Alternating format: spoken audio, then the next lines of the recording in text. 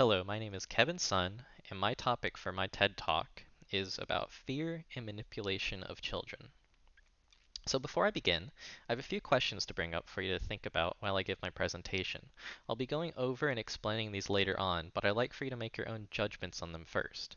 Questions like, what is fear, and what fears have been instilled upon you by an outside force? How easy is it to manipulate and instill thoughts into children these days? And are kids being taught the right thing according to society, or are they being indoctrinated to think in a certain way? So, what exactly is fear? According to a quick Google search, fear is defined by Merriam-Webster as an unpleasant, often strong emotion caused by anticipation or awareness of danger. Now, that's an excellent definition and relays all the important aspects of fear, but let's break it down further, shall we? So, the first part of the definition, unpleasant, often strong emotion, fear isn't exactly something we welcome into our lives, nor does it provide any enjoyment or comfort. Quite literally, you could say it puts you in a state of extreme discomfort. Before we get any deeper, let's move on to the last half of the definition, which is caused by anticipation or awareness of danger. Now, this is an interestingly worded definition, as you and I both know how it feels to be afraid, but putting words to it gives it a better context and understanding. Specifically, fear is when you know something bad is going to happen, instead of having a misfortunate accident or having something horrible happen to you unexpectedly. By using science to explain this natural occurrence in your body, we find that fear is a natural reaction to a danger stimuli, resulting in what most of you have heard of as a fight or flight response. Most of you experience this in some way and recall feelings of possibly panic or even some cases freezing up. So what happens if the fear that you're feeling is one that's almost unavoidable? What if you're confronted with this fear almost daily on a constant basis? What if this fear has been pushed upon you through higher agendas and you have little to no choice in your exposure to it? All of these are difficult questions that are easier to voice than to answer. Let's use an example of one such fear, propagated constantly by media sources and maybe even around your office break rooms. Terror. The 24/7 media coverage of modern times provides a near constant stream of fear-inducing reports that terror is on the rise, North Korea has missiles and they're ready to use them, Russia is invading us through our highest offices. Sure, this brings huge ratings, as people would rather see news that excites or elicits a response from them, but that brings me to my main topic of discussion. Information overload causes an unnecessary state of fear and stress in society. These near constant exposures to death and destruction in the Middle East and global unrest at the slightest provocation between giant super countries with nuclear warheads capable of wiping out entire cities in moments. How do people even sleep at night? So, I'd like to move on to my next main topic, and that is about children. Now, how exactly do you think children can deal with all this? As been noted throughout history and modern psychological research, young children are among the easiest individuals to manipulate and brainwash.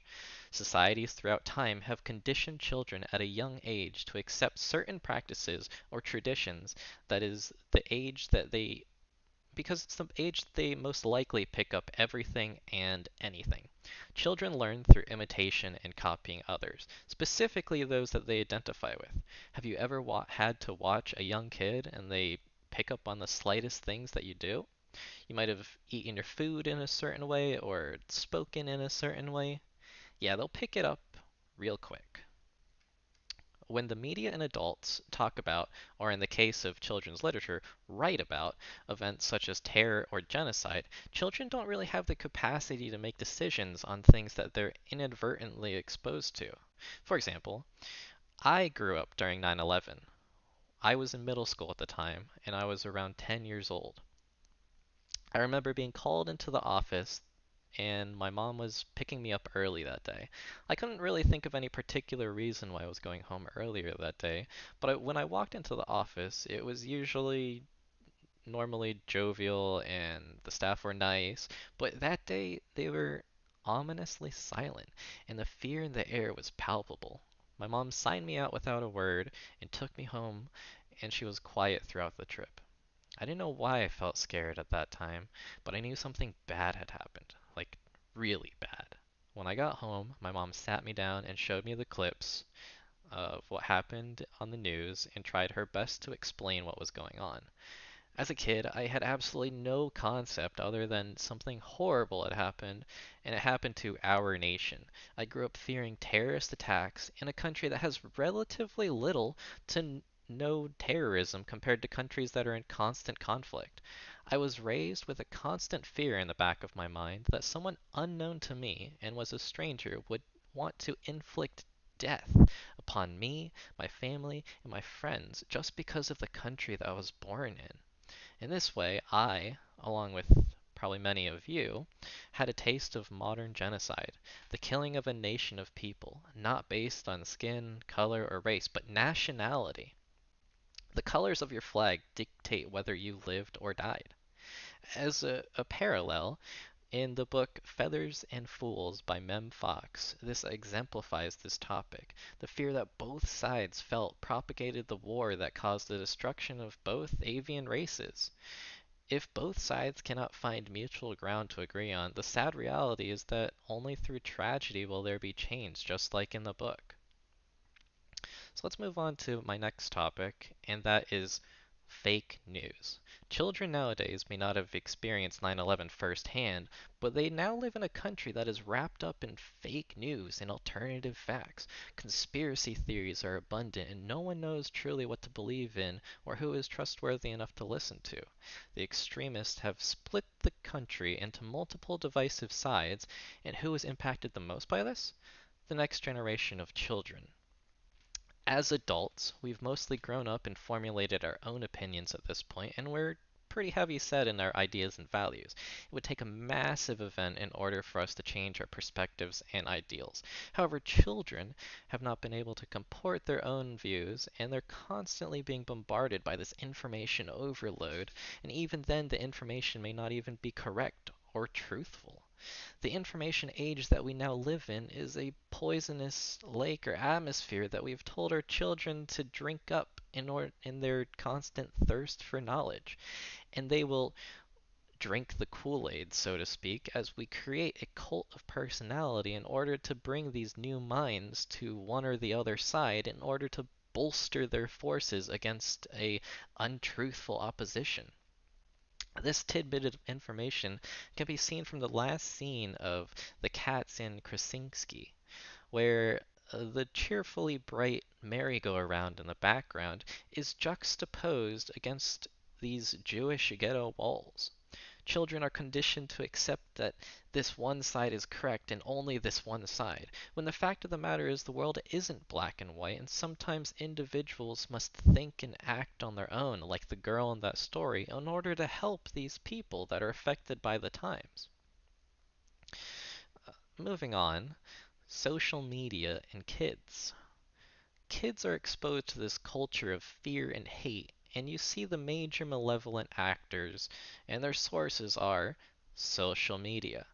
Everyone in the entire world knows Facebook, Instagram, Twitter, Reddit, and for you older generations out there, MySpace and the forums back in the 90s.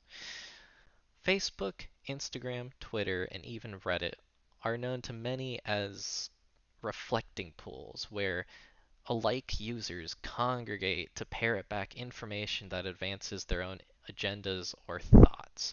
The share this if you agree tends to happen often on these social media sites, and we end up with a generation of people that are only exposed to a specific niche of information based on who they're subscribed to or who they follow. In kids in particular have idols or heroes that they look up to, and they'll accept their word as gospel. If a child's hero tells them to act or behave in a certain way, you bet they'll try to emulate their thoughts or behaviors.